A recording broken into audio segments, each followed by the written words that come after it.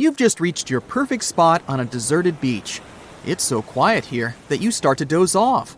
But as you open your eyes, you are shocked.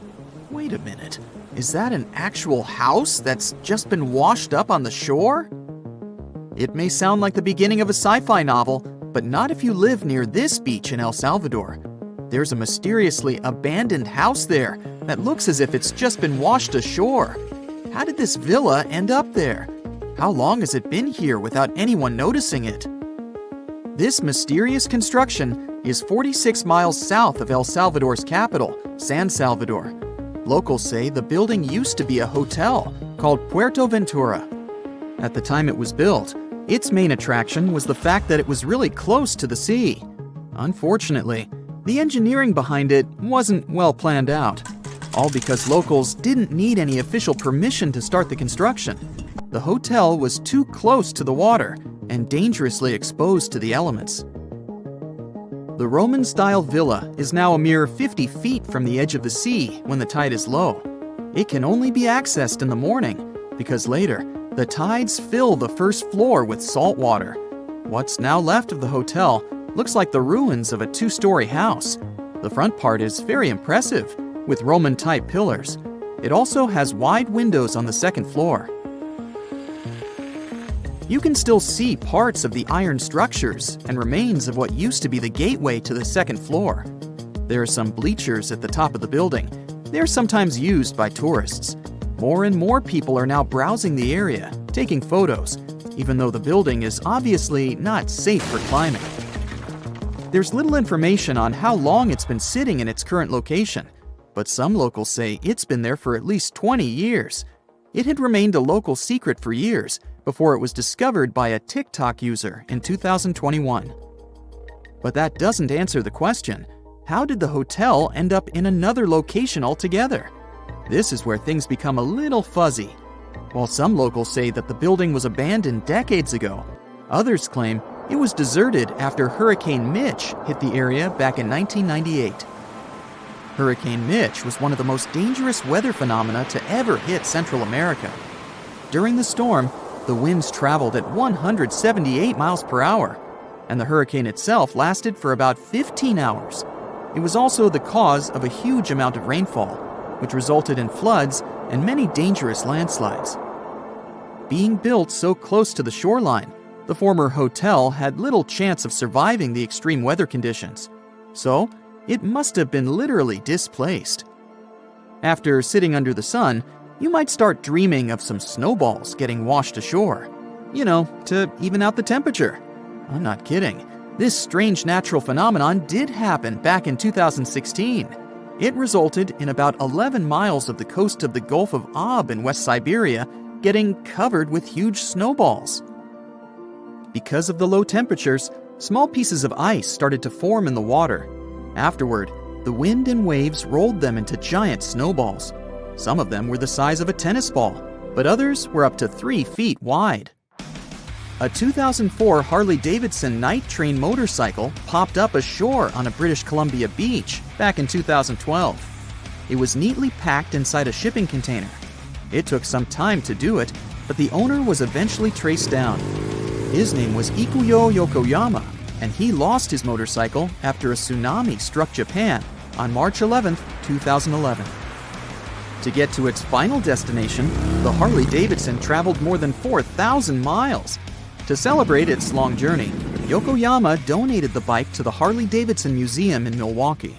It's been on display there ever since, in case you want to visit. This strange phenomenon made it look as if someone spilled dish soap all over the beach. But it does happen pretty often in Queensland. Sea foam covers the shore there a couple of times each year. It mostly happens after a storm, when ocean waves move dissolved organic matter around. It's basically like a giant ice cream maker. After Cyclone Debbie back in March of 2017, some beaches actually needed to be closed because of huge amounts of white foam. The wind even brought some of that foam to the nearby towns, making locals believe it was snowing. Would you be surprised to see a 6-by-6-foot rusty metal die washed ashore on your local beach? Because back in 2017, people in Coeur d'Alene in Idaho sure were. It turned out to be an old storage tank. Someone decided to spice it up a bit by adding some white spots to make it look like a dye. In 1992, thousands of rubber duckies got stranded at sea after a large container ship that was transporting them was hit by a wave. As you can imagine, the ducks started popping up all over the world, in Hawaii, Alaska, South America, Australia, in Europe, and even in the Arctic. It's estimated that a couple hundred of those unlucky rubber ducks are still out there. Interestingly, they turned out to be very useful to scientists. Based on their movements, researchers can monitor the direction of water currents. If you happen to like dinosaurs, you'll be happy to know sea waters can also bring ashore some fossils. In 2018, a large dinosaur jawbone ended up on the coast of Lilstock Beach in Somerset, England. It used to belong to a dinosaur called Ichthyosaurus. Thanks to this finding, scientists were able to make an impressive discovery. Before, they thought the Ichthyosaurus could reach a maximum length of about 69 feet. But after they studied the jawbone, they ended up recalculating the creature's size. They concluded that the Ichthyosaurus could grow up to 85 feet. The megalodon was the largest predator in our planet's history. It lived almost all over the globe, except near the poles. How do we know that? Because megalodon teeth keep appearing on beaches every now and then. One staggering megalodon tooth, which was way over 20 inches long, was discovered in a river in Croatia. Since these creatures have been extinct for about 3 million years, their teeth are highly prized by fossil hunters. A giant Lego man that washed ashore is something I never thought I'd hear about. And it turns out it didn't happen just once. There were 4 of these giant Lego men in total, each around 8 feet tall. One was found in England and one in the Netherlands, while the other 2 popped up in Florida and California. It was surely not a coincidence, and after some research, people found out that a Dutch artist was behind this. Ego Leonard started this project as a personal statement campaign. A short film was even made about this, and it was called No Real Than You Are. This sentence was written on each of the 4 Lego men put to sea. A bundle of over 50 letters was washed ashore in New Jersey on a beach in Atlantic Highlands back in 2012. It happened shortly after Hurricane Sandy had struck the area. A 14-year-old boy found the letters and gave them to his mom. She was so touched by them that she decided to carefully dry and return them to their owner. The letters were the correspondence of 2 people named Dorothy and Lynn. They were dated between 1942 and 1948. The last was written a week before their wedding. With the help of an online genealogy site, the woman reached Dorothy and returned the letters to the 88-year-old woman who was living in a retirement home.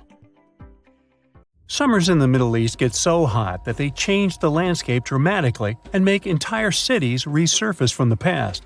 That's what happened in 2018 when the city built by a mysterious empire on the Tigris River was finally released from its water trap.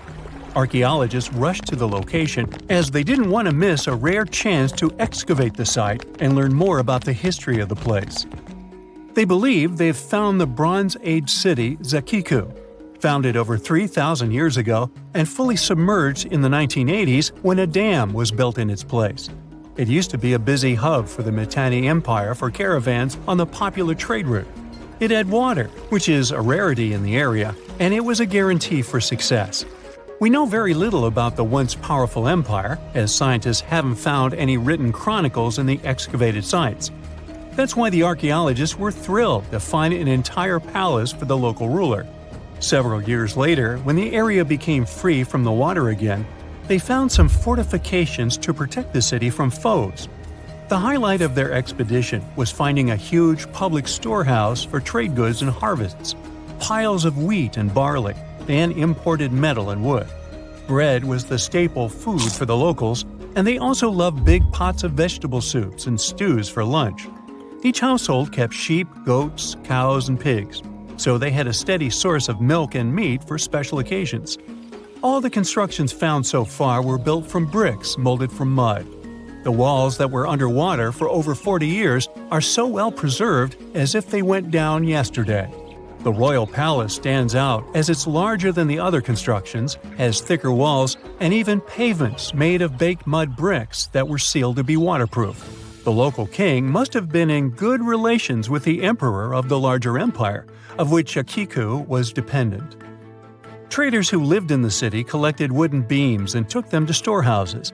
The beams arrived down the Tigris River from the forests in the mountains in the north and east of Mesopotamia. Merchants came here to sell their goods and then crossed the Tigris on their way to the borderlands. Zakiku was thriving as a center of commerce for about 6 centuries until it was hit by a massive earthquake in 1350. Archaeologists found 5 ceramic vessels holding over 100 clay tablets made close after the earthquake. It's almost a miracle that small tablets of unfired clay managed to survive underwater for decades. People who created those must have carved notes on clay while it was still wet. They wrote about anything, from newly stored harvests to notes for other kingdoms. Then they would let the message dry in the sun. Scribes even had to learn a different language so that everyone outside the city could read it. Scientists believe the tablets they found used to be part of a private archive. They hoped to decipher the notes to learn more about the history of Zakiku and the whole empire after the terrible earthquake. The damage to the buildings was so enormous that it was impossible to restore Zakiku to its former glory, and if there had been any survivors, they must have left the city. Several decades later, the Assyrians, who also lived in Mesopotamia, settled here. They built their houses on the ruins of the abandoned city and used whatever structures they could find from the previous residents as outer walls.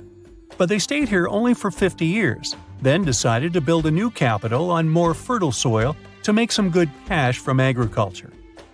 Archaeologists working in Zakiku had to halt excavations when the water levels went back up and covered the city. They sealed the ruins in tight-fitting plastic sheets and put stones and gravel on top.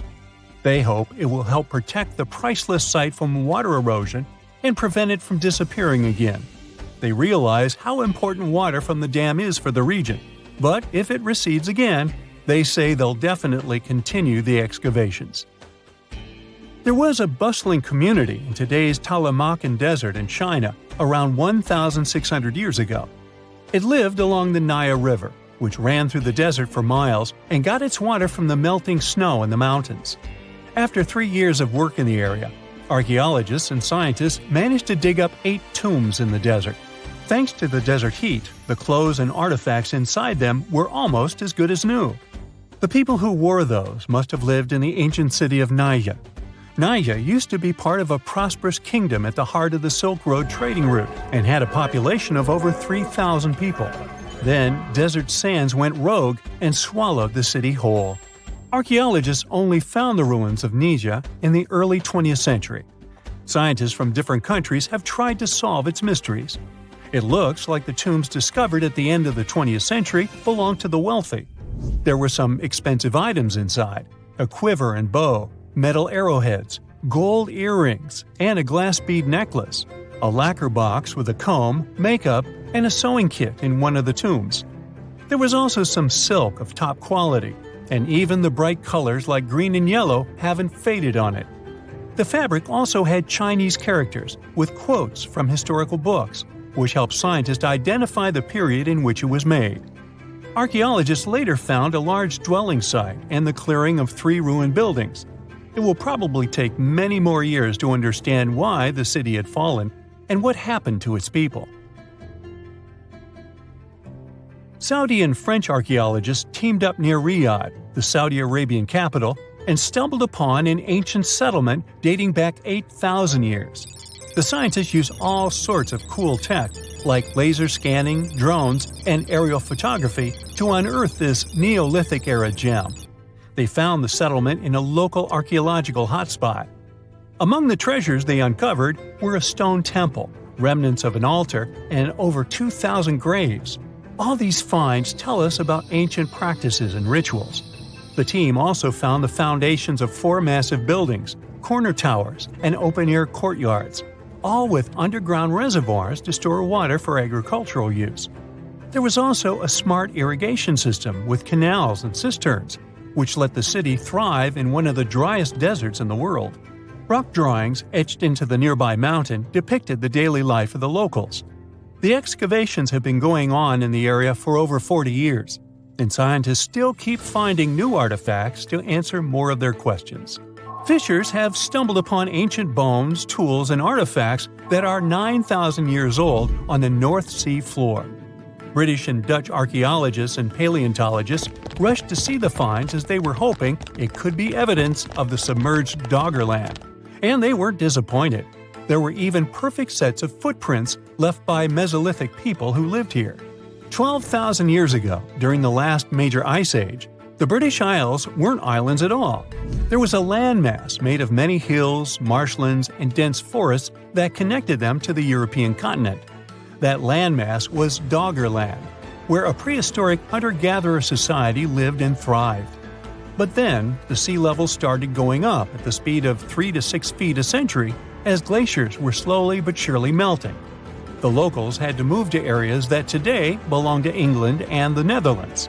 Experts decided to learn more about the history of Doggerland, using data from oil companies working in the North Sea. So far, they've created digital models of what the area of 18,000 square miles might have looked like before it vanished beneath the waves. They still need to analyze samples of ancient insects and plants and the DNA of animals to get a full picture.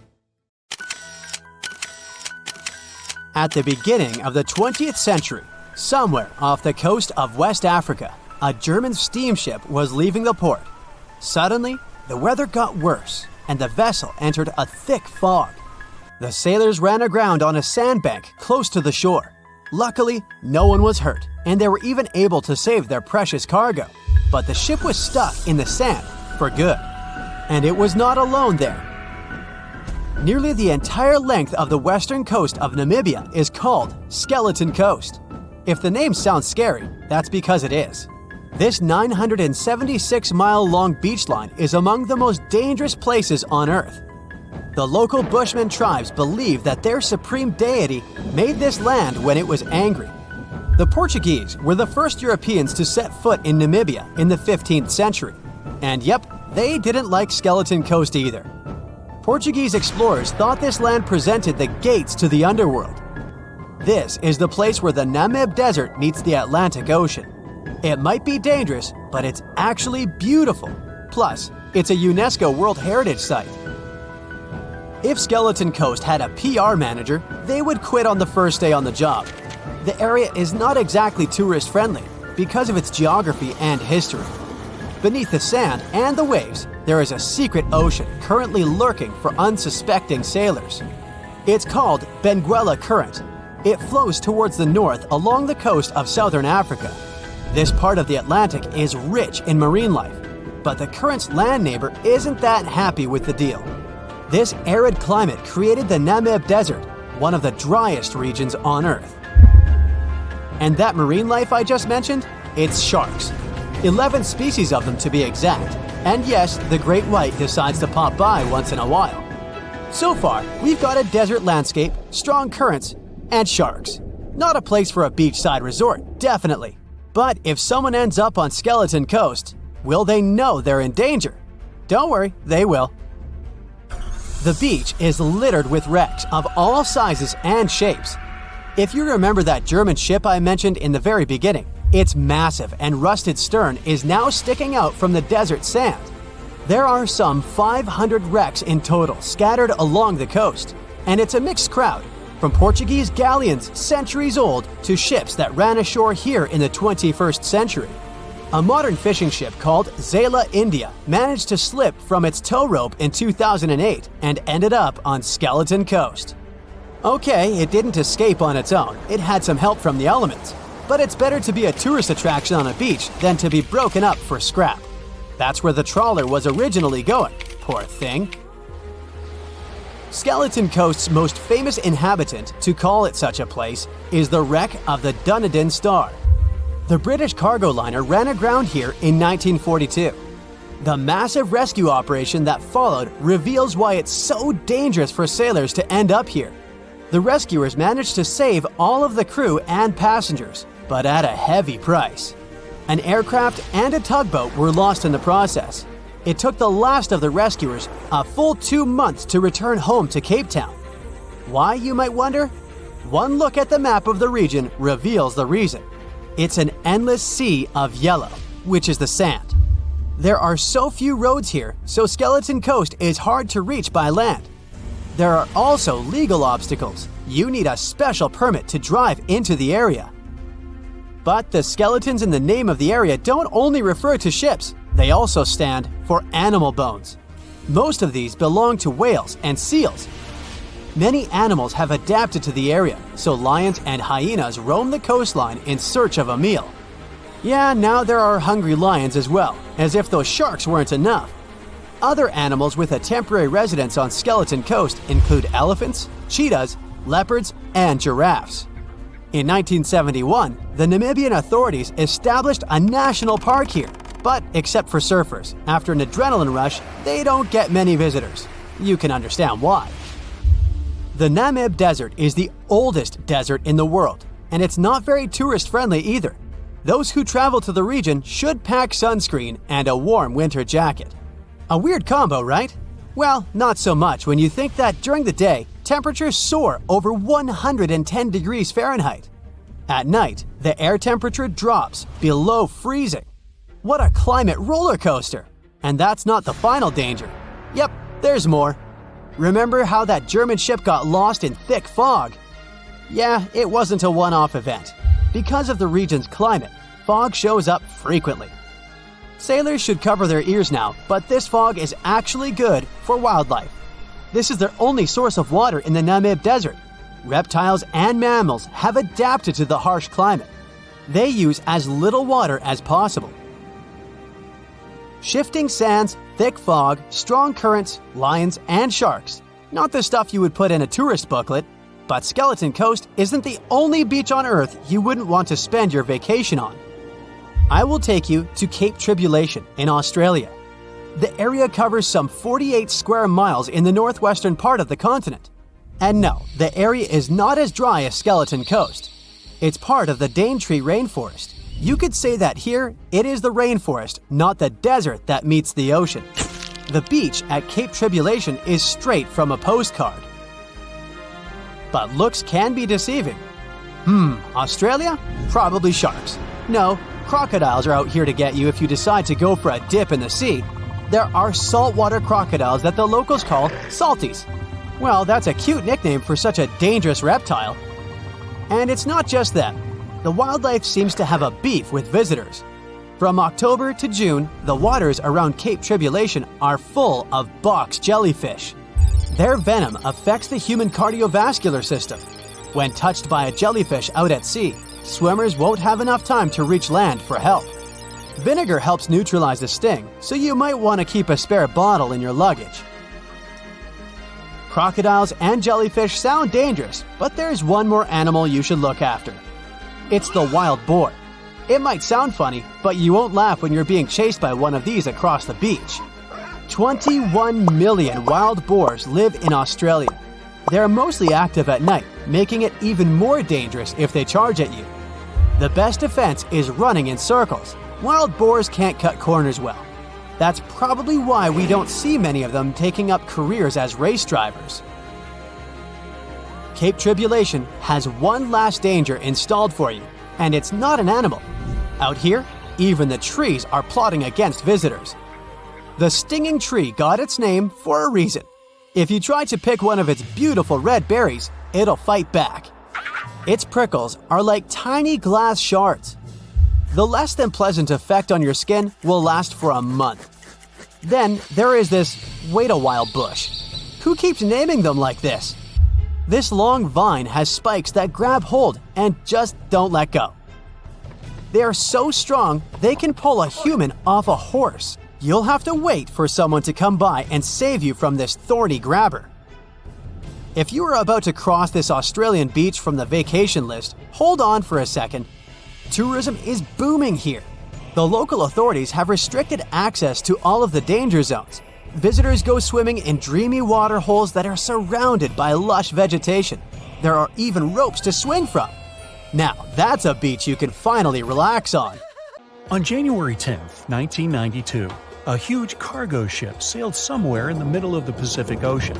It got caught in a strong storm. Its waves battered the ship frightfully, and some of its containers fell into the water.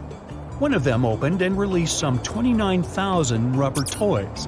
There were yellow ducks, frogs, and blue turtles.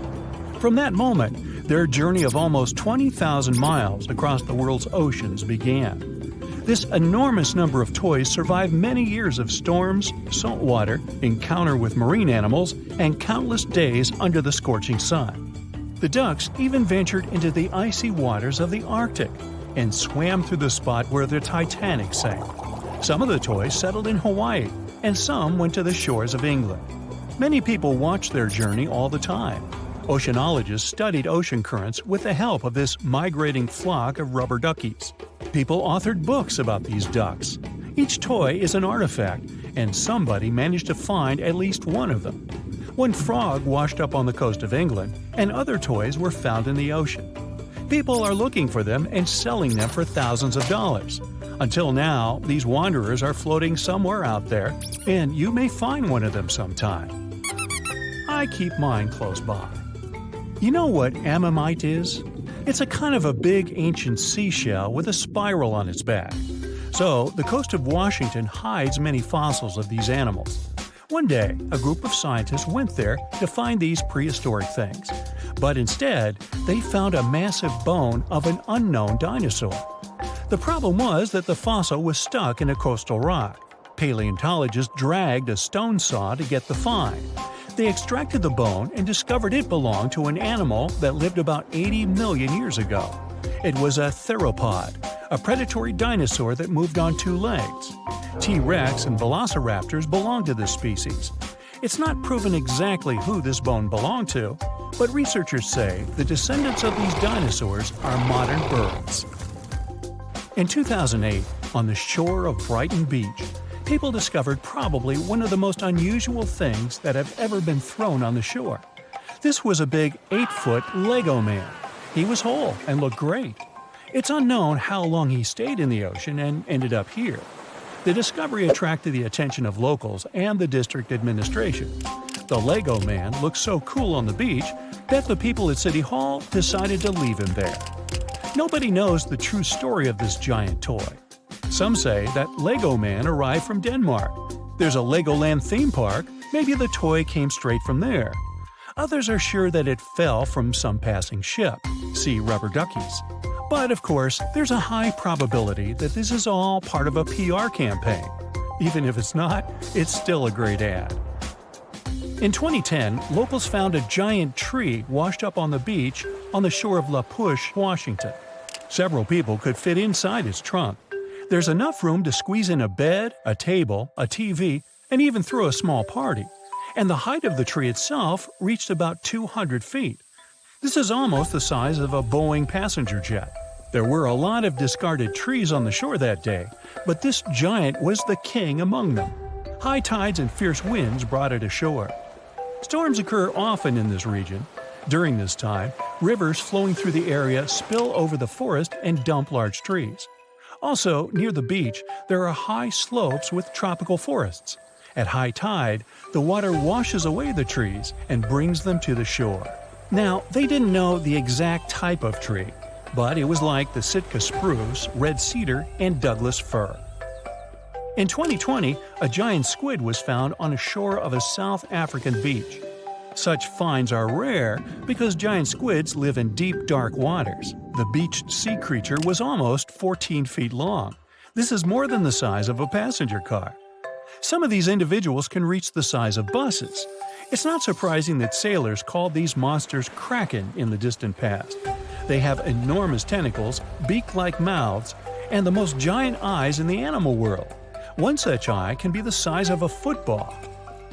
In 2021, a family found an old closed bottle on a beach in Hawaii. And of course, there was a message written 37 years ago inside.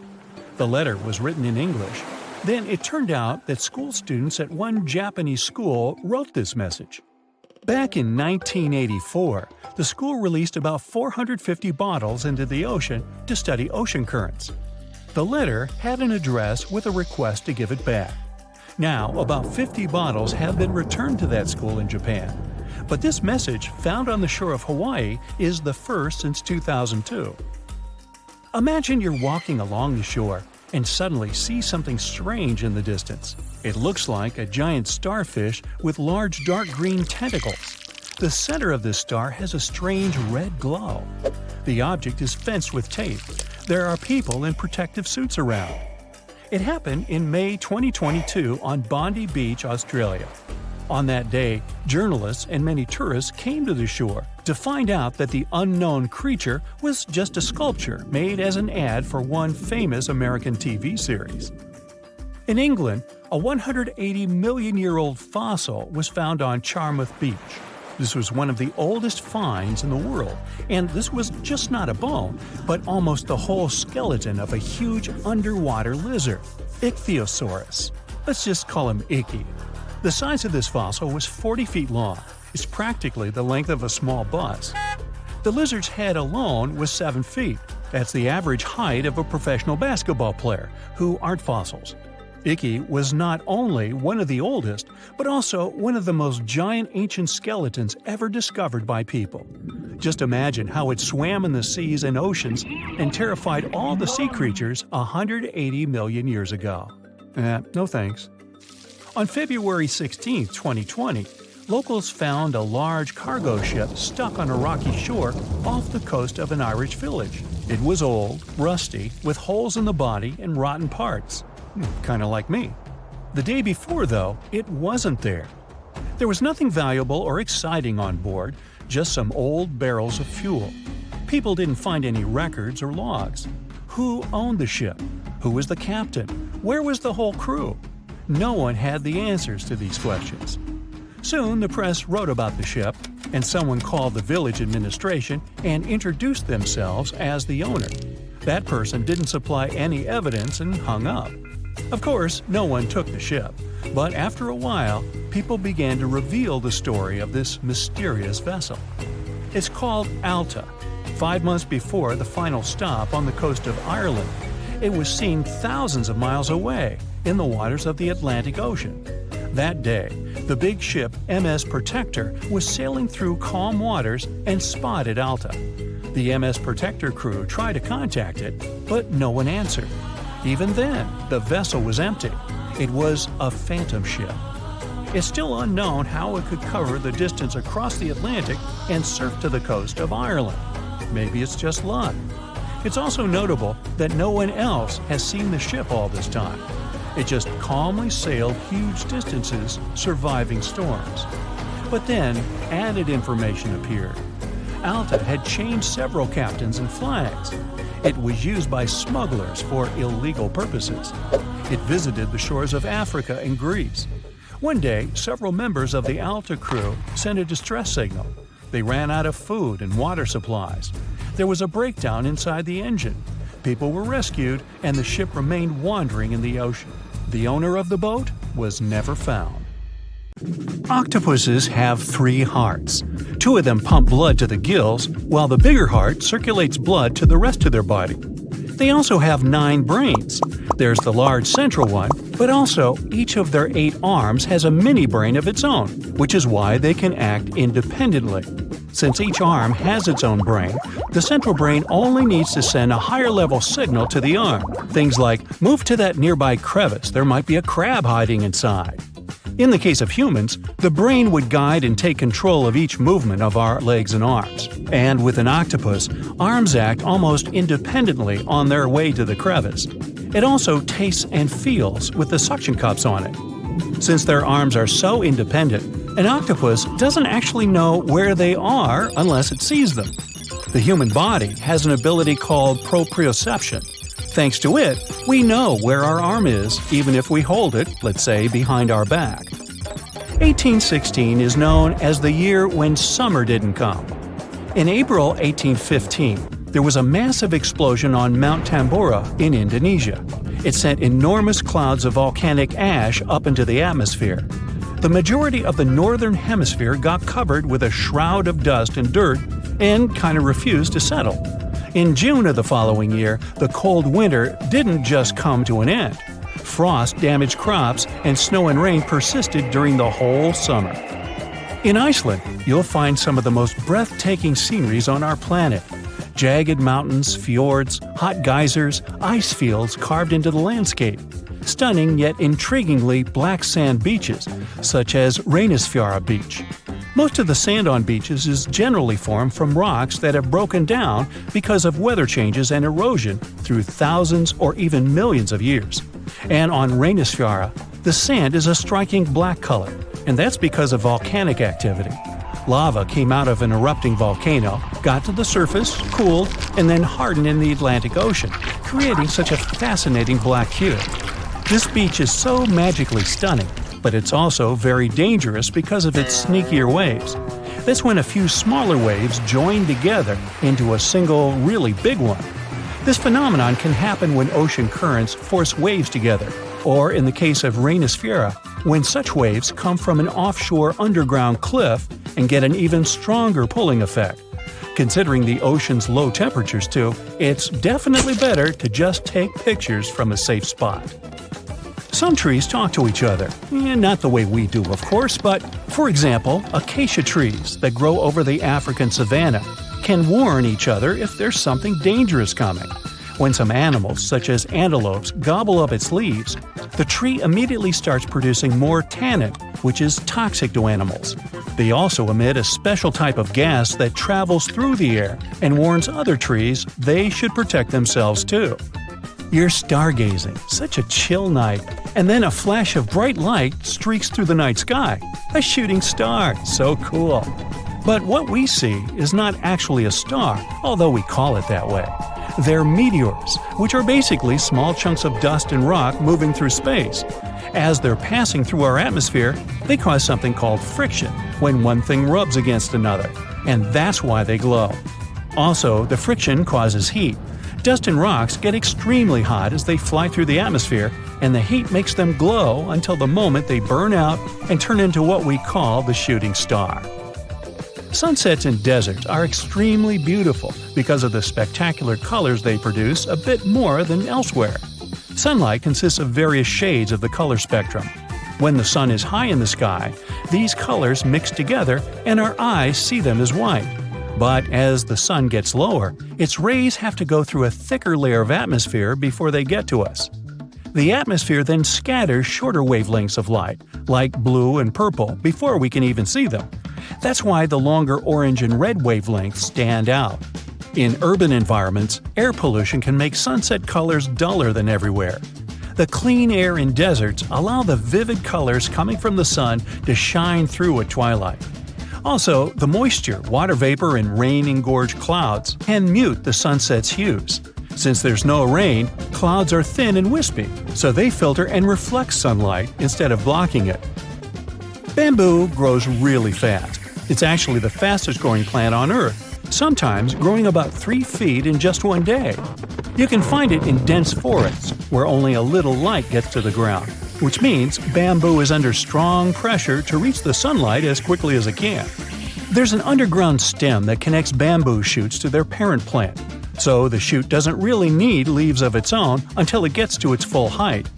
Also, bamboo grows faster than other plants because it doesn't waste its time and energy on growing rings that thicken the stalk. It's just a thin, hollow stick that grows straight up. You'll notice some of the big trees have shallow root systems, sometimes even 10 inches deep in the ground. The roots generally need access to oxygen and water, and they can mostly find it in special underground pockets called soil pores. When a tree has ideal moisture and soil conditions, it can send roots deeper down under the surface and get what it needs. But most of the time, conditions are not perfect, considering bedrock, stones, and compact soil that physically prevents the roots from going down. Such obstacles also prevent the roots from getting the needed oxygen. So, when life gets tough, the tree will take an easier option. Its roots will stay close to the surface and spread out in different directions. Drought conditions are another reason trees can have shallow root systems. By staying closer to the surface, they can take most of the rainfall collection. Plants are exposed to the sunlight most of the time, but they still don't get sunburned. They appeared on land about 700 million years ago, and one of the key things they needed to survive was something that would protect them against the ultraviolet rays coming from the sun. Those in the sea had seawater as protection. UV radiation is mostly responsible for sunburn, so land plants developed a special protein that detects it. This protein sends signals to the cells to protect the plant from the damage and effects of UV radiation. Basically, it's like they produce their own natural sunscreen, but this still doesn't mean they're 100% protected. You know that common belief that if you water plants in the midday sunshine, this can cause their sunburn? Some think droplets of water act as tiny lenses and then focus the sunlight onto the leaf surface. But they're not strong enough to actually focus sunlight from a water droplet onto the surface of a leaf. It's just that their natural sunscreen doesn't mean total protection. Too much exposure to UV radiation damages cells in the leaves and bark of the majority of plants. Earth's core is as hot as the surface of the sun. You'd think it could easily melt our entire planet, especially since the core is only 1,800 miles away from the surface. If the sun were so close, we'd be like French fries. But we're alive because the center of the sun is surrounded by a mantle of rock that's mostly solid. The crust we walk on actually floats on that mantle and protects us. If the sun was close, we'd only have empty space to protect us, and you and I wouldn't be talking. Also, to melt the entire planet, you'd need way more energy than the heat in its core. So there. When you think of beaches, the first scary thing that pops into your head is probably sharks, right? Those poor guys have a bad rap as the big bullies of the ocean, but honestly, they have way fewer fatal run-ins than jellyfish, algae, and even sand. Every year, tons of people flock to the beach to soak up the sun and chill by the waves. But digging holes in the sand can actually be pretty risky. In February 2024, a tragic incident occurred when a 7-year-old girl got trapped after a roughly 5-foot deep hole she dug with her brother caved in on her. Despite efforts from bystanders to rescue her, help arrived too late. You might think digging in the sand is harmless, but deep holes can be a final exit trap. Sand is defined by its size, not by its material. Most beach sand is quartz, but tropical spots might have coral sand. The weight of the sand depends on what's mixed in. Pure quartz is pretty light, around 90 pounds per cubic foot dried out, while more mixed sands can get way heavier. When sand is wet, it holds its shape better, but when it dries out, it's a whole different story. If you dig a hole and then it dries, it's likely to collapse. The danger increases dramatically if someone is standing near the edge, adding weight and making it even more unstable. Once that sand starts falling in, it fills up all the air pockets, making it hard for anyone trapped inside to breathe. Rescuing a person from a sand collapse is tough. Sand is heavy and keeps collapsing, so rescuers need to move fast. Ideally, they've got about 3 to 5 minutes before the trapped person suffocates. If you ever get in such a situation, the advice is to expose the person's mouth so they can breathe while someone else digs them out. If you're heading to the beach, be smart about holes. The best rule is to never dig a hole deeper than the knees of the shortest person in your group. Also, it's a good idea to fill any holes after you're done playing. It's all too easy for someone to stumble into a forgotten pit, and even a shallow hole can cause injuries. From 1997 to 2007, those sand holes took 31 lives in the US, and that's just within 10 years. Remember I told you sharks are responsible for fewer lives? From 1997 to this day, in 27 years, 29 people in the US have met their early demise because of sharks. Hitting the beach only to find a bunch of algae? Total buzzkill! But while some algae are totally fine, even to munch on, others can bring serious health risks, even if you're just hanging next to them. Algal blooms, or red tides, happen when algae go on a wild growth spree. These blooms can release nasty toxins that are bad news for humans, fish, shellfish, and even birds. One of the most well-known algal blooms rolls around almost every summer on Florida's Gulf Coast, leading to shellfish that are no longer safe to munch on. Even the ones that aren't toxic can throw a wrench in the ecosystem. When all that algae eventually withers and breaks down, it uses up the oxygen in the water, leaving marine life gasping for air. Folks definitely need to steer clear of eating shellfish from areas hit by these toxic algal blooms. Back in 1990, 6 fishermen almost met a tragic end after scarfing down some steamed mussels they'd gathered near Cape Cod, Massachusetts. Swimming in those waters doesn't always pose a serious health risk, but it's still not recommended. Some people might experience skin irritation or itchy eyes. Also, make sure to steer clear of swimming near dead fish, since that's where harmful bacteria can hang out. If you start to feel weird after getting in the water, it's best to get out and rinse off with fresh water right away. You know, it's not always some specific thing that makes certain beaches risky. Sometimes, beaches themselves are just full of surprises. Take Eddy Bay or Mission Beach in Australia, for example. The chances are you'll have to share the sand with cassowaries, some of the most intimidating birds on the planet. Picture getting all set to relax and sunbathe, only to find these giant flightless birds hanging out nearby. They're like emus, but scarier. They can weigh over 160 pounds and might be a bit aggressive, so watch out. If those birds don't freak you out, then the black sand beaches of Kilauea might just do the trick. They sure look inviting, but these beaches are right next to one of the most active volcanoes in the world, Mount Kilauea, which has been erupting since 1983, pouring hot lava into the ocean. These hot waters are not a big deal compared to some Hawaiian beaches. If you ever want to take a dip at Hanakapiai Beach on Kauai's coast, reconsider that plan. The beach is infamous for its strong rip currents that can pull you out to sea in an instant. If you find yourself caught in one, the nearest safe shore is a daunting 6 miles away. Official records show at least 30 fatalities here, but a nearby sign reportedly tallies up to over 80. Rips are those strong currents that pull water out to the ocean, and they can quickly drag people and stuff away from the shallow water near the beach.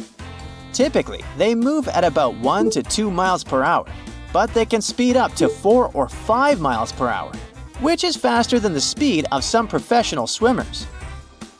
These currents are especially fierce when the surf is big, but you should never underestimate any body of water.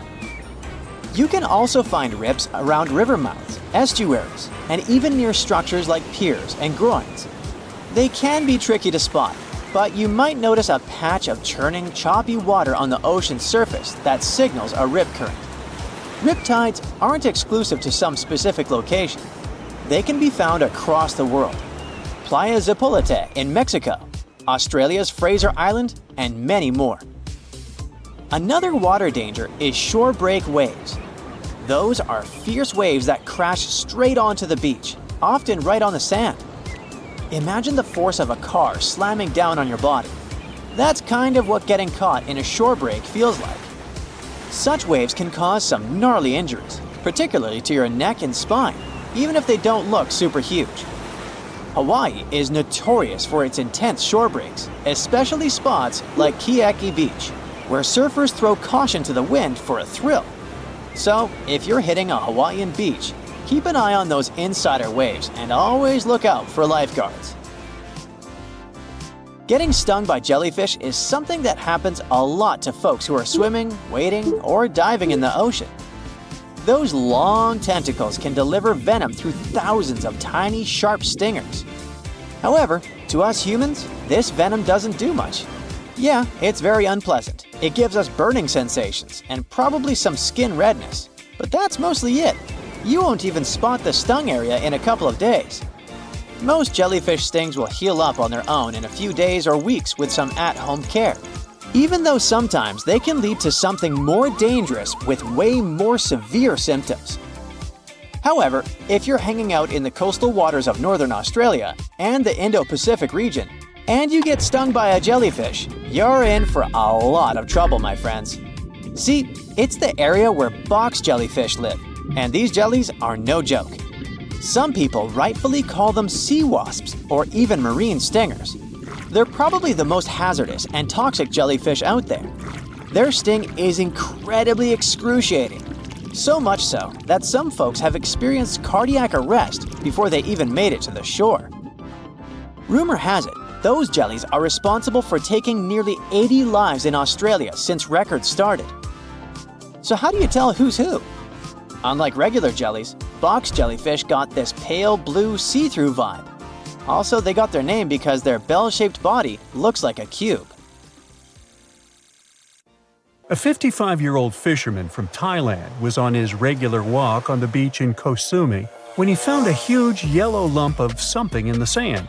He thought it might be ambergris, also known as the treasure of the sea and floating gold, or less poetically, whale vomit. It's an incredibly expensive substance used mostly in the perfume industry. For someone making around $10 per day, it could be a life-changer. The fisherman wasn't 100% sure it was the thing, though, so he put it in his shed and went back to his job. The word about the find had spread, and the neighbors offered to help verify if it was valuable. They asked for slices to run some tests, but later said it was nothing special. Almost a year later, the fisherman decided to solve the mystery himself and called the authorities for a check. The provincial governor arrived with specialists who confirmed that the find was over 8% ambergris. It also turned out he could sell the find for over $400,000. The fisherman couldn't be happier. I guess not. Similar stories keep coming from different parts of the world. People finding floating gold worth over $1 million. It has been used for over 1,000 years. Now, whales like to snack on squid and cuttlefish. Sometimes their beaks and pens stay inside the whale and grow into a huge mass over the years. Once it comes out of the whale, ambergris has a terrible odor, but then it dries out and becomes musky. The liquid taken out of it helps the perfume keep its scent longer. The white ambergris is the most valuable, and it's only used in the most expensive perfumes now. A woman purchased a painting at a West Virginia flea market for $7.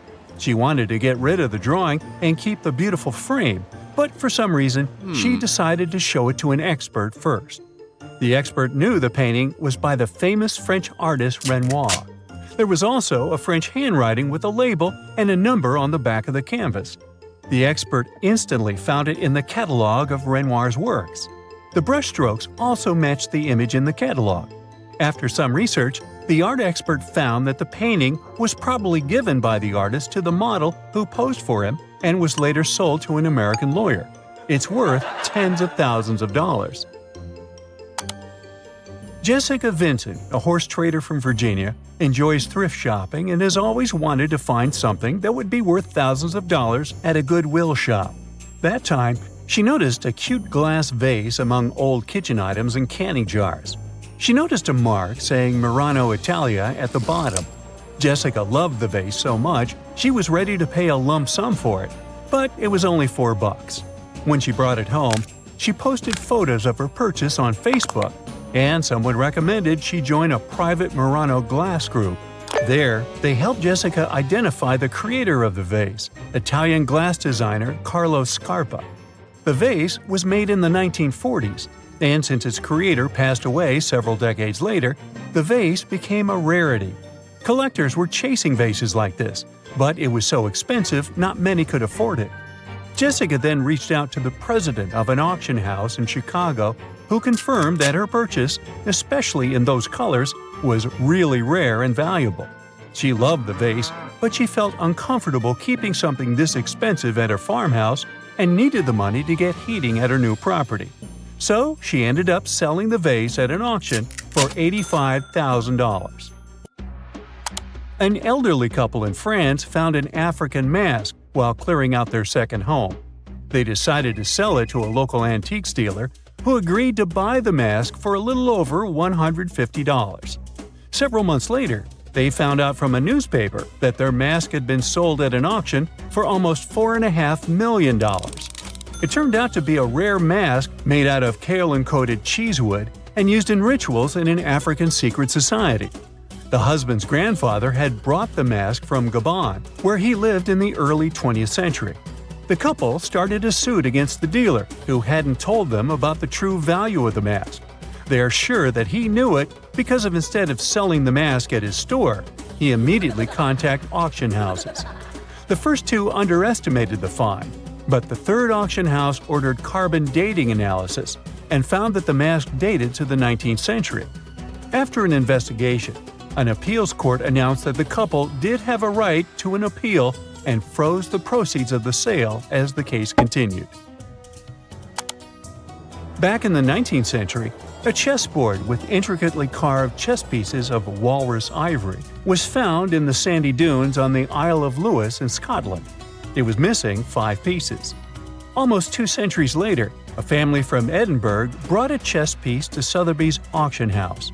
They mentioned their grandfather had bought it in the 1960s for just $6. He passed it on to his daughter, and although the family had no idea about the real value or importance of the piece, they kept it in the house as a family heirloom. As the Sotheby's staff examined the piece, they realized it was a 12th or early 13th century Lewis chess piece from the famous set. The other Lewis chess pieces ended up at institutions like the British Museum and the National Museum of Scotland in Edinburgh. The intricate craftsmanship, the historical significance, and its incredible journey all added up to the value of the piece, which sold at an auction in London for over $900,000. A lady in the UK was shopping at a car boot sale and got a 26-carat diamond ring for $13. She was sure she was buying a piece of costume jewelry and casually wore it around for 30 years. One day, she decided to check if the ring was worth more than $13 with a local jeweler.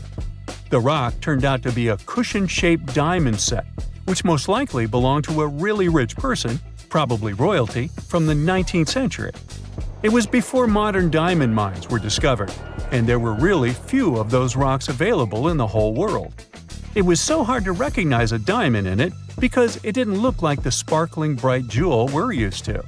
This one was made for candlelight and had an old-fashioned cut and mount, which darkened over time. The silver had tarnished, and there was most likely some dirt on it.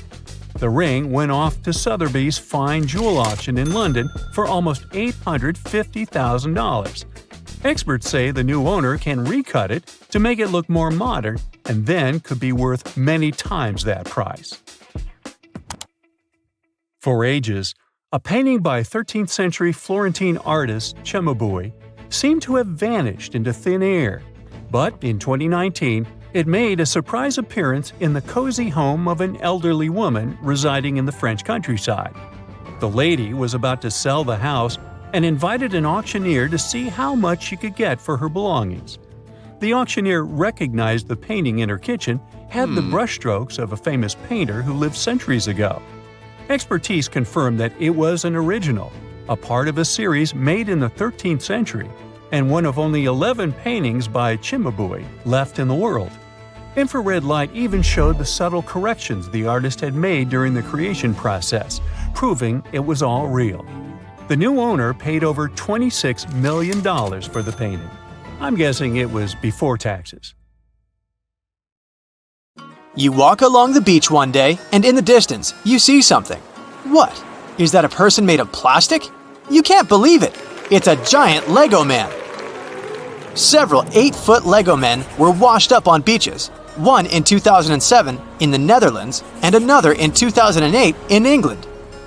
Then, a couple more Lego men were found in 2011 in Florida and California. Is there an unknown colony of life-size Lego people hidden somewhere on Earth? Unfortunately, not. So put that vacation to Giant Legoland on hold. What you see was a performance by a Dutch guerrilla artist. There was no real reason for doing it. He just wanted to bring some kindness into everyday life. There are 720,000 miles of coastline in the entire world. It's estimated that 31% of these contain beaches. If we consider the ocean's size, we can expect something strange now and then to pop up. But some things could be of good value. There are not so many places other than a bathtub where you'd expect to find a rubber ducky, or maybe in a swimming pool. But there have been many found on many beaches all over the world, and they all relate to a single incident. In 1992, a shipping container fell off its ship along a journey from Southeast Asia to the USA. 29,000 rubber ducks inside the container managed to escape their iron cage, and they began their own journey, following many different currents in the ocean. The first ones were found in Alaska a year later. They had traveled a huge 2,000 miles from their departure point. One scientist took this opportunity to map the journeys of these ducks. It was a rare chance to find interesting facts about how the currents work. Their research found that some ducks also traveled to Japan through the Bering Strait, some moved with ice across the North Pole, and some even passed over the Arctic, where the Titanic sank. Many of them weren't found and continued even longer journeys. They will probably sail the seas for a further 15 years. The last one passed by Greenland and finally arrived in England in 2007. There were even some that were frozen in ice sheets at the North Pole.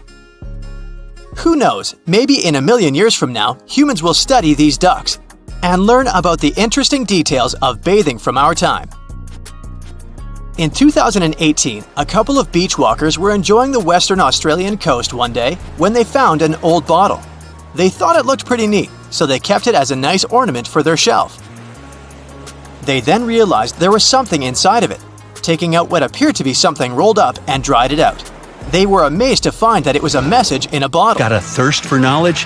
We've prepared 4 masterclasses on creating a 2D character animation from scratch, 10 hours of video lessons, practical tasks using professional software, and additional materials that you can use with your own projects. After seeking professional advice from where it came from, it was an authentic message from a German ship dated 12 June 1886. This holds the record for the oldest message in a bottle.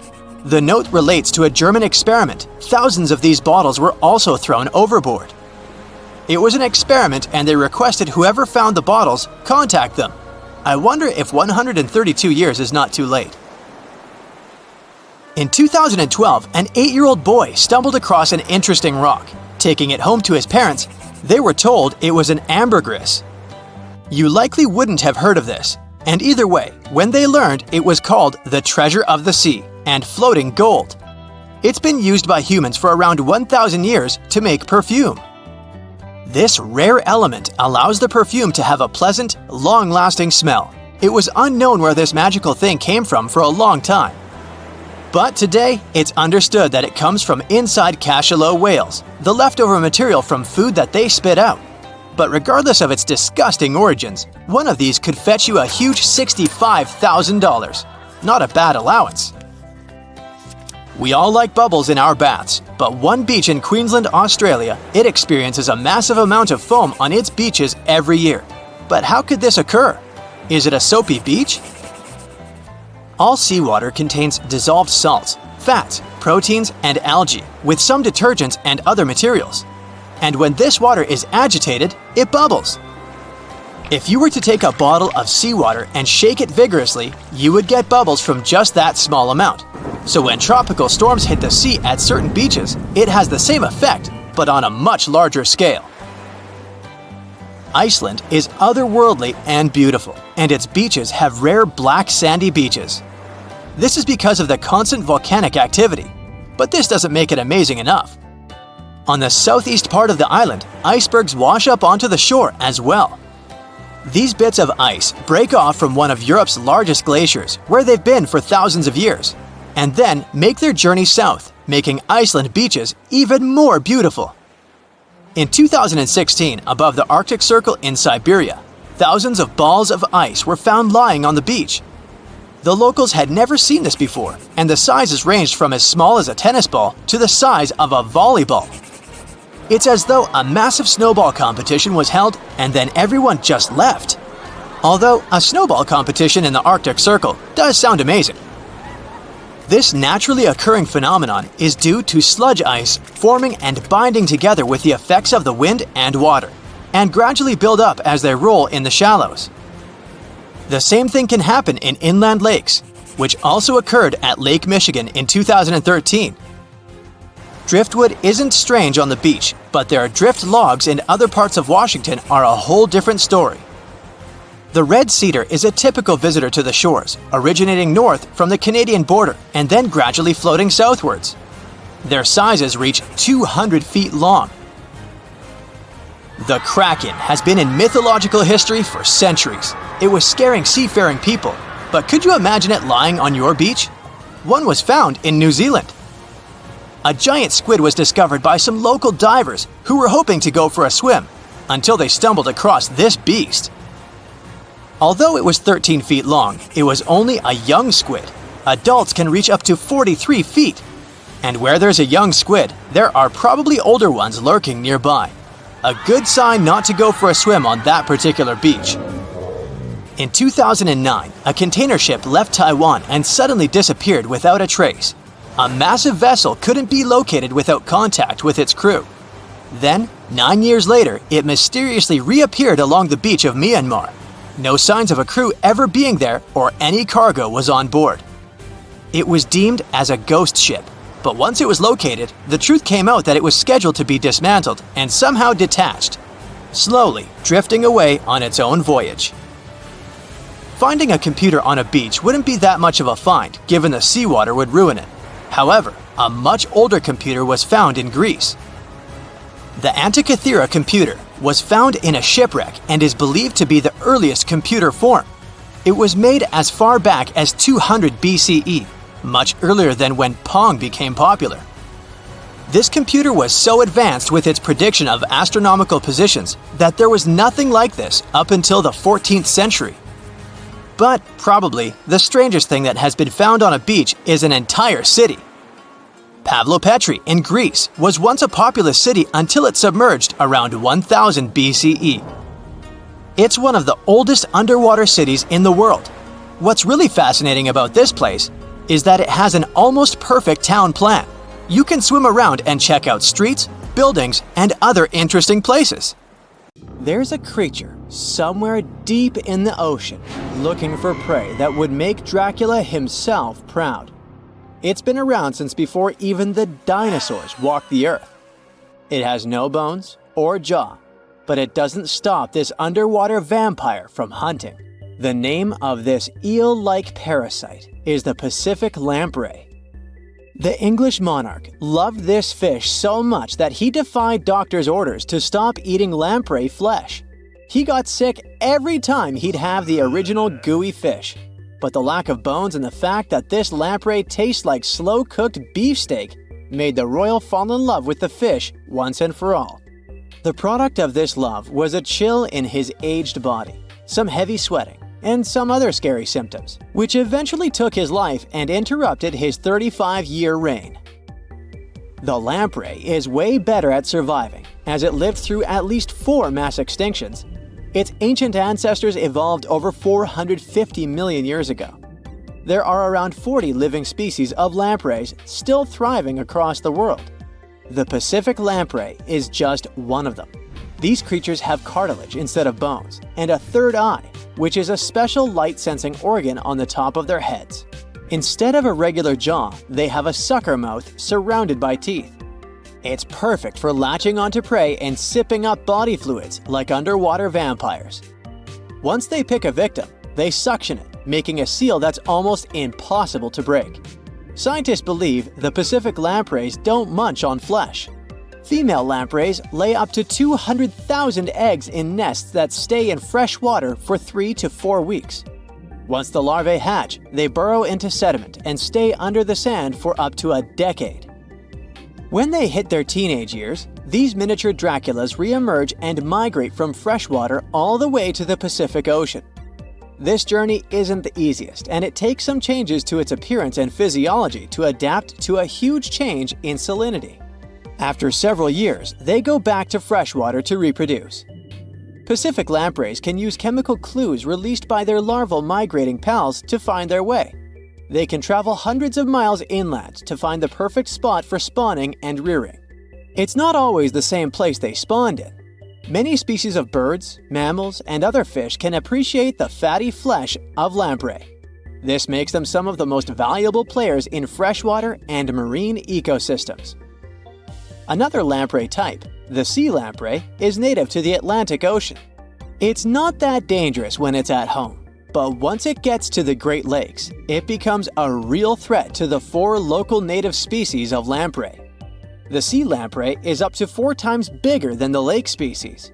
It has unlimited food and spawning grounds, and no natural predators here, so it becomes cocky. It secretes an enzyme that doesn't let the blood clot.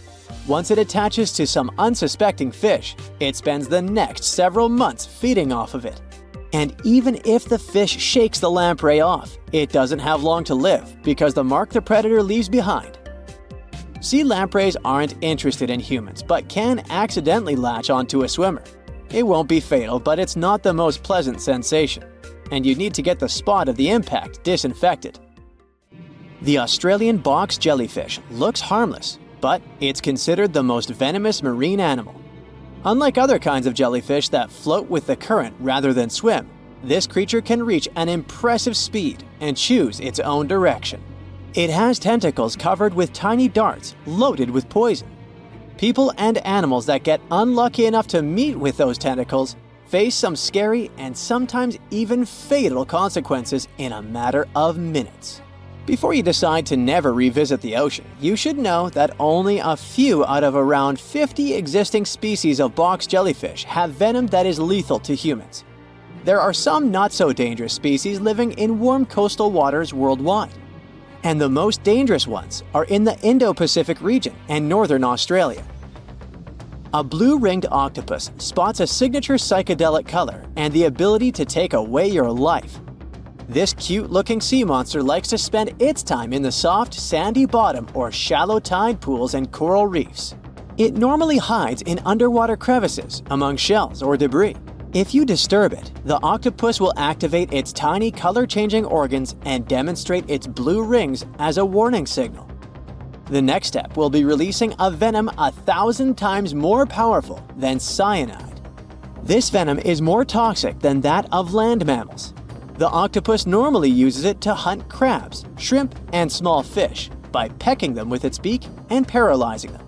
There is no known antidote for the venom, so if you ever see this sea creature, the best you can do is to stay away from it. It bites without any pain, so you might notice when it's too late. The good news is that it's not aggressive and won't go after you unless it's cornered. The reef stonefish are masters of disguise in the underwater world that camouflage themselves on rocks, coral reefs, or just blend into the seabed. They thrive throughout tropical marine waters of the Indo-Pacific. Their invisibility superpower makes them especially dangerous to their prospective victims they ambush and swallow whole. If someone happens to disturb them, their 13 defensive dorsal spines stand on end and deliver a powerful venom punch. They say stonefish stings are extra painful and lead to scary consequences within minutes. They're called the most venomous fish in the world. If you don't do anything about it, the impact can be lethal. If you ever go diving in the Pacific Ocean, be careful not to pick up a cone snail from the seafloor. It has a beautiful shell made of brown, black, or white patterns. Like most other snails, it's slow, but it has a complicated system of seeking out prey. It likes to snack on fish, marine worms, or even other snails. Once a cone snail senses food is near, it activates a sharp proboscis, or a needle-like protrusion from its mouth. The attack is swift and super potent. The victim doesn't even have time to realize what happened to them. Once it's completely incapable of moving, the cone snail swallows it whole. Humans aren't on its menu, but it can still release the venom if someone steps on it or disturbs it. The proboscis can even penetrate gloves. Luckily, only several out of over 700 species of cone snails can take a human's life. But since there's no antivenom, you better not risk it. All 52 known species of sea snakes living mostly in the warm tropical waters of the Indian and Pacific Oceans are venomous.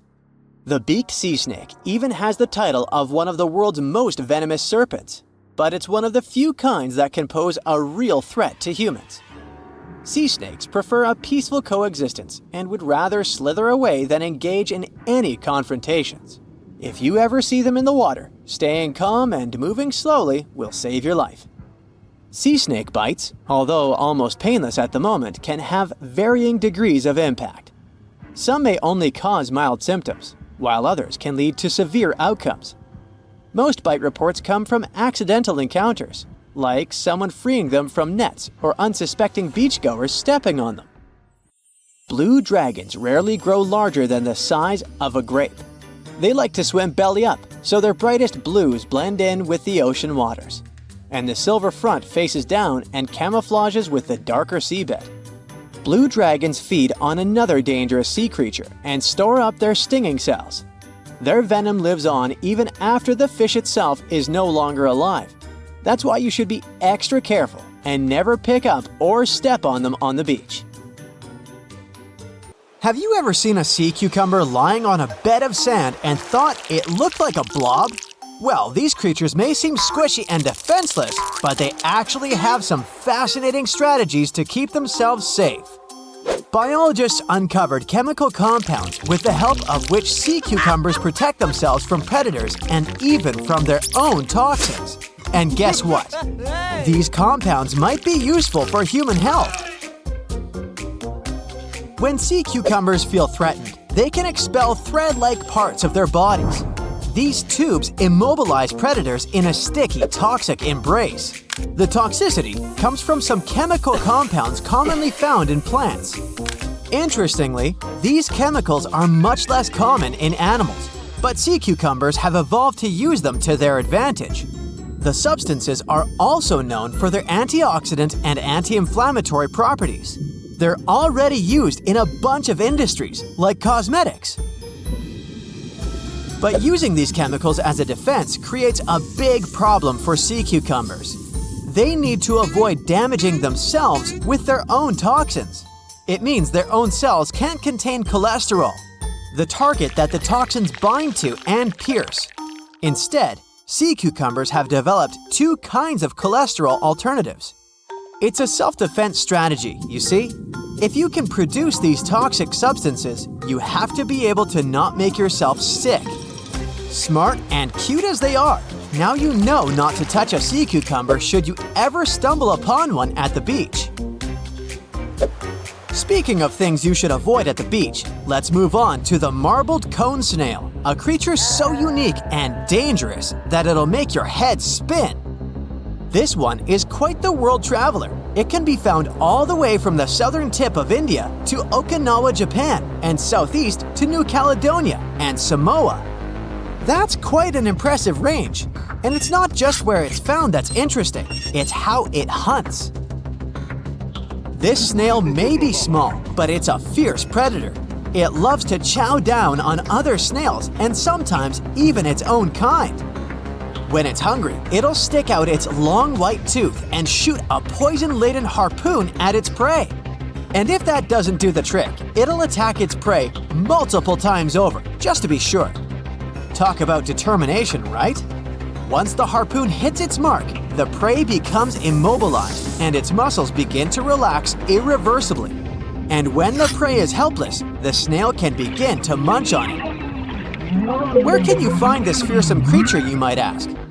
Well, it's found in fairly shallow waters, typically on coral reef platforms or lagoon pinnacles, as well as in sand, under rocks, or among the seagrass.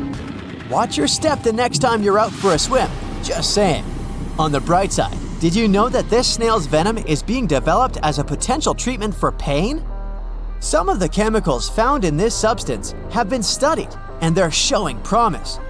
Who knew that this unusual predator could have a softer side too?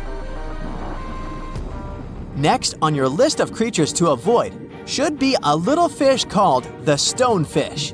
Now, you might think this sounds like a cute little pet rock, but let me tell you, it's not to be messed with.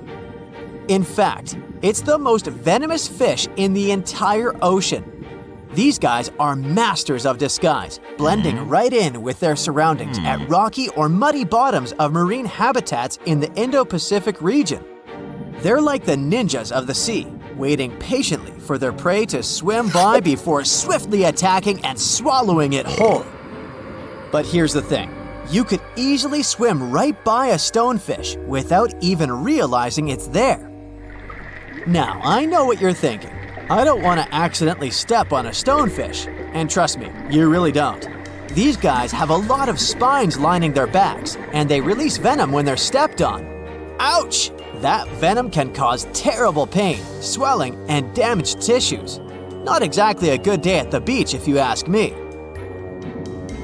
But don't worry, the stonefish isn't out to get you. It uses its spines defensively, not offensively. So, as long as you're not disturbing it or stepping on it, you should be fine. Just be careful where you step and maybe invest in some water shoes. And if you do happen to get stung, seek specialized attention immediately. It's best to always look where you walk, shuffle your feet along the bottom to avoid stepping directly on the fish, and wear water shoes when you're in an area that could be home to stonefish. Have you ever had the pleasure of meeting a lionfish up close? They're such beautiful creatures with all those colors and fins that look like wings and accessories. It's easy to be mesmerized by their elegance, but don't be fooled by their stunning appearance. They're not to be messed with.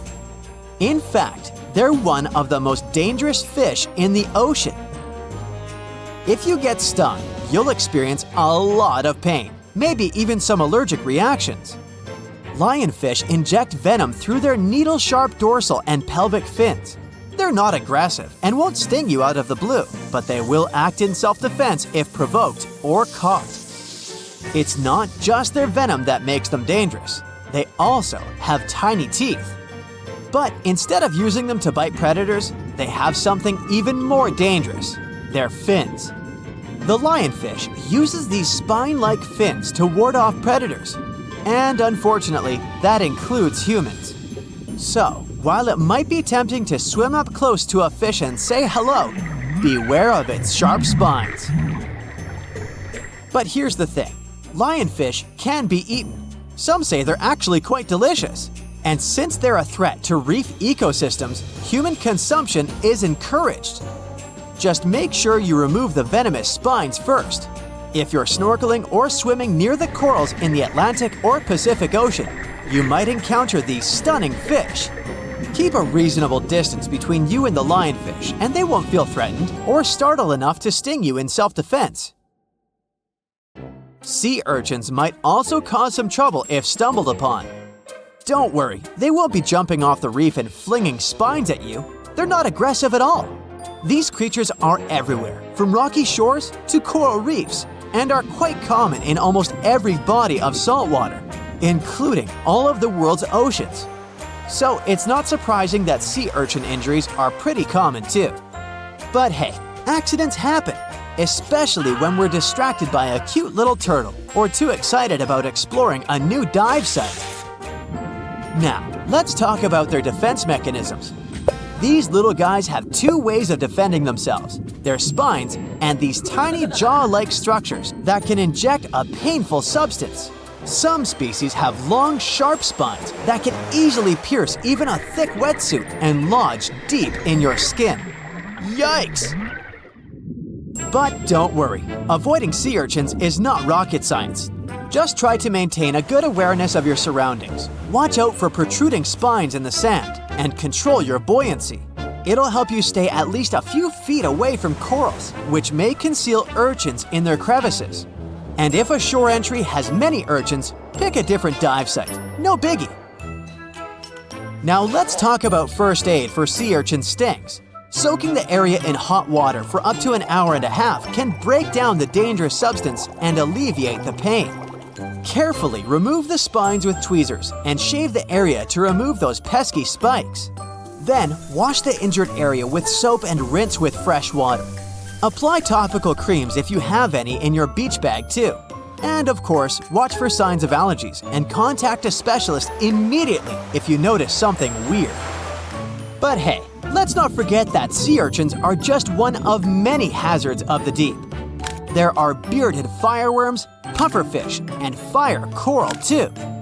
So let's not be too hard on our little urchin friends. After all, compared to some of these other creatures, they're pretty tame.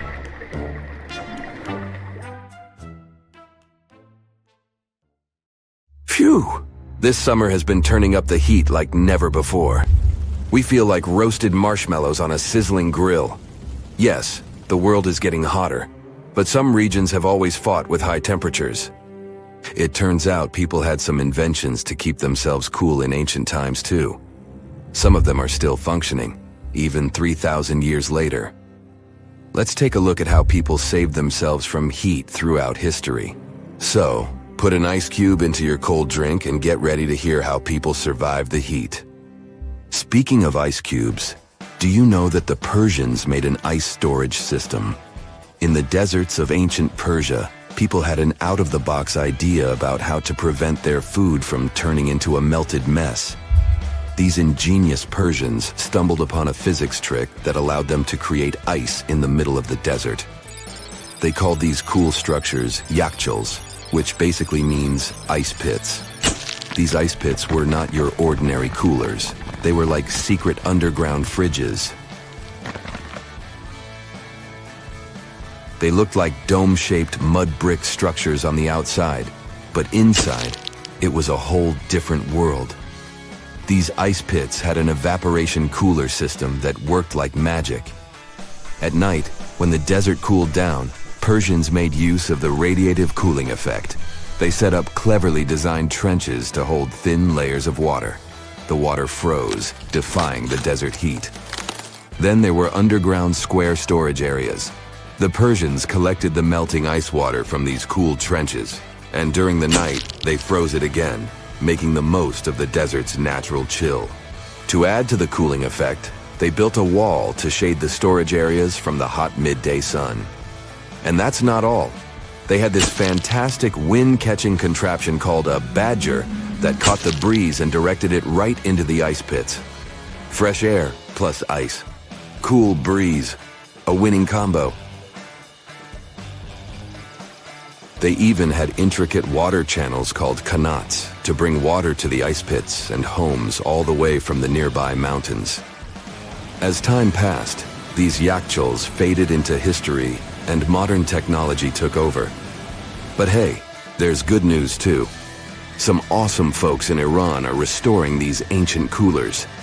So, if you ever find yourself in the desert, don't forget to pay a visit to these marvelous places and witness the genius of the ancient Persians firsthand. Now, I want to focus more on the wind catchers because they don't just help make ice cubes. They actually function as a cooling system as well. Back in the day, those clever architectural wonders were all the rage in places like Persia, modern-day Iran, Egypt, and the Middle East. Imagine tower-like structures with openings at various levels strategically placed to harness the power of nature's breeze. These openings were like magical portals for the wind. They captured those refreshing gusts and guided them right into people's living spaces. Basically, they were natural air conditioners. The breeze would gracefully flow downward, cooling the ground as it danced through the building. The secret sauce lies in the details. The tower's height, the number of sides, the openings, and the positioning of the interior blades. Everything plays its role in how efficiently the wind towers work out. Thanks to these wind catchers, ancient societies could enjoy comfy indoor temperatures without sweating. Can you imagine living in those times? Feeling the gentle breeze whisking through your home, keeping you feeling fresh and chilled out? The Persians are often credited for inventing these awesome wind catchers. But hey, don't forget about Egypt. There, you can find traces of similar structures dating all the way back to 1300 BCE. Yes, the invention of wind catchers may have occurred in ancient Egypt, but Yazid in Iran is the city with the largest number of wind catchers. People wouldn't have been able to live there without these ancient ACs because there was almost no rain in the area throughout the year. Now, let's look at these perforated double-skinned exteriors. Imagine dressing up a building with a fancy perforated screen. It's like giving its exterior a stylish makeover while keeping things chill inside. This genius technique, firstly, scatters the natural daylight, so no harsh sunbeams to blind you. The screen also offers shade like a pro, giving the building's interior a much-needed break from the blazing sun. Think of it as a natural sun hat for your home. Placing this screen about 4 feet away from the outer walls creates a breezy, dreamy hallway for fresh air circulation. And hey, they add a touch of elegance to the building too. These structures are sometimes called jali. Jaipur, India, for example, has an average daytime temperature of about 100 degrees Fahrenheit. So these structures are lifesavers. Jalis come in various forms, crafted from cement, earth, and wood. It's a cultural symbol deeply embedded in Indian architecture, You can find its captivating presence in iconic historical buildings like the majestic Taj Mahal and the Grand Red Fort in Delhi. But hey, it's not just a thing of the past. It's still rocking modern architecture scenes, and its charm has sparked creativity in artists and designers worldwide. It adorns the building's exterior, its cross-section showing a larger opening on the outside and a smaller one on the inside. This is where the Venturi effect steps in to show off its physics prowess. As the air flows through the narrowing passage, it picks up speed, creating a difference in pressure between the inside and outside of the building. Air blowing at a higher speed gets compressed, and when released, it cools down. Mashrabia is a wooden lattice or screen used in the Middle East and North Africa. These decorative wonders are like window blinds, but they do more than just look pretty. They're smart too. They give privacy, shading you from the sun, and let fresh air and light in. Some people also add clay pots filled with water, sand, or damp straw to their designs. As hot air breezes through the holes, it also passes through the pot's porous surface. The moisture inside evaporates, cooling the air. This is a perfect low-cost technique for hot and dry climates. It's eco-friendly, and there's no need for electricity. Now, let's fast forward to today. Designers are getting creative, mixing traditional wisdom with modern tech. At the Al Bahar Towers in Abu Dhabi, they've got it too. Picture over 2,000 hexagonal panels that dance with the sun's movement, providing shade to the building's interior. Water evaporation was another secret weapon for ancient people. Simple, yet super effective. Plus, ancient Egyptians hung wet mats and curtains in doorways. When the air passed through them, it cooled down, providing a relief from the scorching sun. Ancient architects were the masters of maximizing airflow. They knew how to cross-ventilate and let hot air escape while inviting cooler air to the party. Speaking of ancient Rome, bathhouses were the place to be back then. It was like a community hub. People gathered to chat about politics, play sports, and, of course, take a relaxing dip. The frigidarium was the cool spot in Roman baths. After a steamy soak in the caldarium, Romans dashed to this giant pool to chill out. Then in some places, like Cappadocia in Turkey, people went underground to hide from the heat. They carved cozy dwellings in volcanic rock, harnessing the Earth's natural cooling powers. So the lesson here is simple. Architects and designers can create wonders by combining local traditions with smart tech. California's Death Valley boasts the highest officially registered temperature to date, with 134 degrees Fahrenheit in 1913. Meanwhile, Africa's sweltering record stands at 131 degrees Fahrenheit in Kebili, Tunisia, as noted in 1931. In Europe, the highest temperature ever documented reached almost 120 degrees Fahrenheit in Sicily in August 2021. Then, in 2022, the UK had the hottest summer of all time,